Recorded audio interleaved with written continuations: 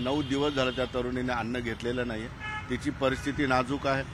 जिल्हाधिकारी आले, इतर नेते आले, पालकमंत्री आले, सगळ्यांनी येऊन या ठिकाणी उपोषण मागे घेण्याची तिला विनंती केली आणि आपली माहिती, तुमची मागणी सरकार दरबारी पोहोचू असे आश्वासन दिले. 8-9 दिवस झाले, ही माहिती सरकार दरबारी पोहोचली नाही का? सरकारने अजून याच्यावर काही उत्तर दिलं नाही किंवा सरकारने भूमिका अजूनही दाखल केली नाही. शेवटी या तरुणीने एक भूमिका घेतलेली की 17 सप्टेंबर मराठवाडा मुक्ती दिनाच्या आधी जर माझ्या मागण्या मान्य नाही झाल्या तर 18 तारखेला 18 सप्टेंबरला तुम्ही मला स्मशानात बघाल असा गंभीर इशारा या तरुणीने सरकारला दिलेला आहे. मात्र अद्याप तरी सरकारने कसल्याही पद्धतीचे या ठिकाणी तिला प्रत्युत्तर दिलेलं नाही. तिच्या मागण्यांचं बोर्ड आपण पाठीमागं बघू शकतो. मराठवाड्यात हैदराबाद गॅझेटियर लागू करून त्या आधारे कुणबी प्रमाणपत्र देण्यात यावी ही प्रमुख मागणी आहे. दुसरी मागणी आहे, यापूर्वी EWS कोट्यातून मराठा समाजाला दिलेले आरक्षण लवकरात लवकर पूर्ववत करावे. तिसरी मागणी आहे, शेतकरी, कामगार व शेतमजूर यांच्या मुलांचे शिक्षण पूर्णपणे मोफत करावे. सर्वांगीण विकासाच्या मागण्या या ठिकाणी आहेत. मराठा समाजाच्या आरक्षणाची ती मागणी आहेच आहे. मात्र शेतकरी सर्व समाजामध्ये, शेतकरी कुणबी आहे, शेतकरी मराठा आहेत, त्यांच्याबद्दलची सुद्धा या तरुणीने या ठिकाणी मागणी केलेली आहे. भाग्यश्री उंबरे नावाची ही तरुणी आहे ताई, आणि तिने मला बोलायची परवानगी दिली. ती बोलू शकते असं तिने सांगितल्यानंतरच मी तिचा इंटरव्ह्यू करतो आहे. ताई, काय म्हणाल? 9 दिवस झाले. तुमची सर्वात प्रथम प्रश्न आहे, तुमची तब्येत कशी आहे? आमची जी प्रमुख मागणी आहे की मराठवाड्यातील मराठा समाजाला हैदराबाद गॅझेटियर लागू करून कुणबी प्रमाणपत्र देण्यात यावे. जे आमचं EWSचं आरक्षण होतं ते पूर्ववत लागू करा, कारण त्यामुळे पोलीस भरतीमध्ये सर्वात जास्त मराठा समाजाच्या तरुणांचं नुकसान झालेलं आहे. जर का आमच्या या मागण्या येत्या 17 सप्टेंबरपर्यंत मान्य नाही केल्या तर 18 सप्टेंबरची पहाट तर मी पाहणारच नाही, पण 17 सप्टेंबरला मराठवाडा मुक्तीसंग्राम दिनानिमित्त एकाही मंत्र्यांना ध्वजारोहण करता येणार नाही अशी परिस्थिती मराठवाड्यामध्ये निर्माण झालेली तुम्हाला पाहायला भेटेल. 9वा दिवस आहे तुमच्या उपोषणाचा. कोण आलं इथं? तुम्हाला काय बोलले असतील, आश्वासनं दिले असतील, सगळ्या गोष्टी, पण होत काही नाही.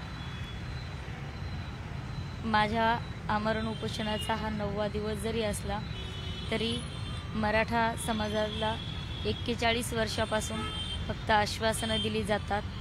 चर्चा 41 वर्षापासून कुठलंही सरकार असो ते फक्त चर्चाच करत आलेले.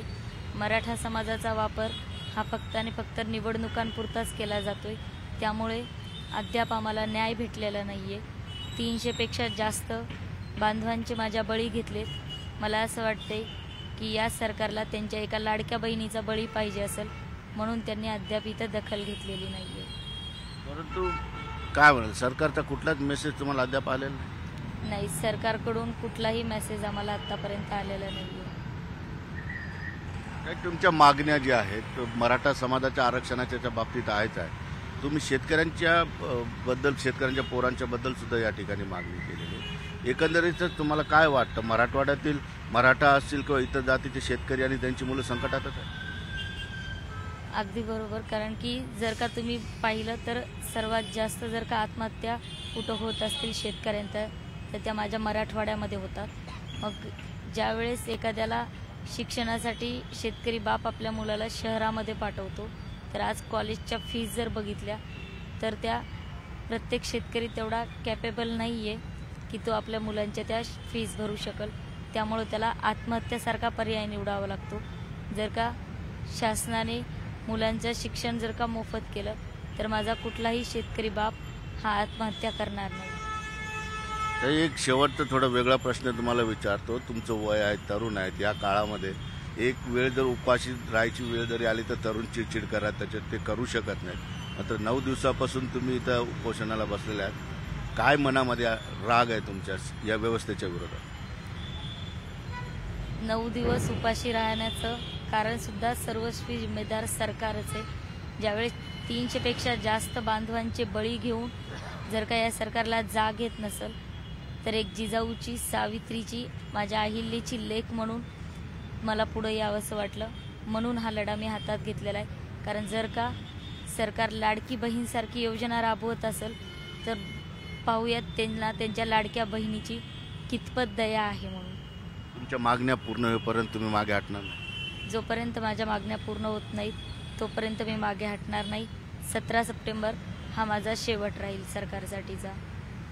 निश्चितपणे बघितलं, मी तिला खूप प्रश्न विचारू शकते पण तिला बोलायला थोडी अडचण आहे. 2 मिनिटाचाच वेळ होता, मात्र ती जास्त बोललेली. मात्र एक वाक्याकडे मी तुमचं लक्ष वेधू इच्छितो की तिचं वय काय आहे आणि उपोषणाला अशा पद्धतीच्या वयाची मुलं मुली सहसा त्या नादाला लागत नाहीत. मात्र ही मुलगी 9 दिवसापासून या ठिकाणी उपोषणाला बसलेली आहे. तिच्या मनामध्ये व्यवस्थेच्या विरोधात राग आहे, कारण मराठा समाज असतील किंवा शेतकऱ्यांच्या तरुण मुलांच्या आत्महत्या तिच्यासाठी चिंतेचा विषय आणि हे खरं आहे. दुसरी महत्त्वाची गोष्ट अशी आहे की 17 सप्टेंबर मराठवाडा मुक्ती दिन आहे. तोपर्यंत जर समजा सरकारने आमच्या मागण्या मान्य केल्या नाही किंवा या मुलीकडे लक्ष दिलं नाही तर 18 तारखेला ही मुलगी स्वतःला स्मशानात दिसेल अशा पद्धतीचं वक्तव्य करणं अत्यंत गंभीर आहे. तरुण मुलगी आहे. तरुणांच्या मनामध्ये या आंदोलनाबद्दल जर राग निर्माण झाला तर मराठवाड्यातील काय महाराष्ट्रातील तरुणसुद्धा या ठिकाणी पेटून उठू शकतो. त्यामुळे सरकारने या गोष्टीकडे अत्यंत काळजीपूर्वक लक्ष देणं गरजेचं आहे. सुधीर जाधवसह सिद्धार्थ गोदाम, न्यूज 18 लोकमत, छत्रपती संभाजीनगर.